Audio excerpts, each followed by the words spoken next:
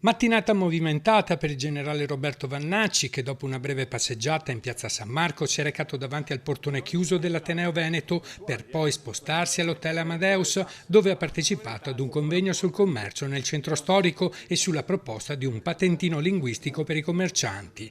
La presidente dell'istituzione culturale veneziana, Antonella Magaraggia, ha motivato il diniego della sala spiegando che l'Ateneo concede i propri spazi solo in assenza di esponenti politici nazionali, una regola che in questa occasione ha portato all'esclusione di Vannacci. Hanno provato a tapparci la bocca. Hanno usato la tecnica o delle porte chiuse, non gli si dà la possibilità di parlare, oppure ancora più subdola, si toglie a quella persona la dignità di interlocutore.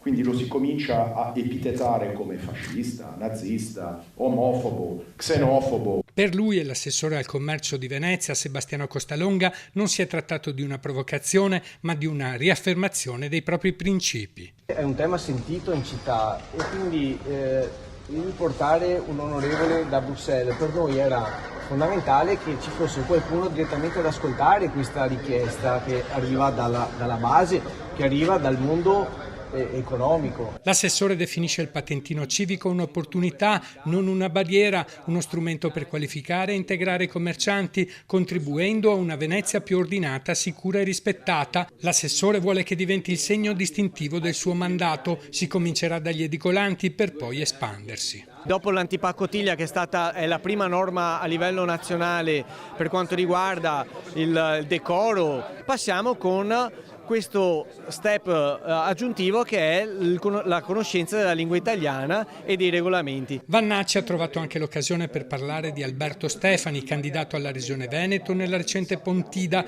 posizione che lui ha accolto favorevolmente. Evviva, abbiamo un candidato giovane, capace, che ha già dato dimostrazione della sua professionalità e quindi, per quanto formalmente non sia stato ancora designato, noi abbiamo grande fiducia che tra pochi giorni sarà lui a rappresentare tutto il centrodestra. Il generale ha inoltre commentato la recente affermazione del presidente del Veneto Luca Zaia: se Vannacci diventa leghista può essere un valore aggiunto. Guardi, io stimo Zaia e credo che all'interno della Lega ognuno porti un valore aggiunto e lo ringrazio per avermi definito un valore.